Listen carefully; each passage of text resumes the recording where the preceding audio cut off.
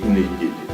Дети настолько талантливые, настолько общительные, а главное, такие замечательные, памятные и артистичные, что даже порой старшим надо брать пример с них.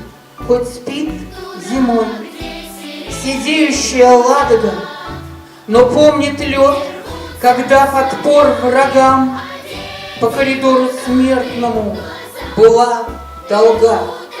Трудна дорога к Невским берегам.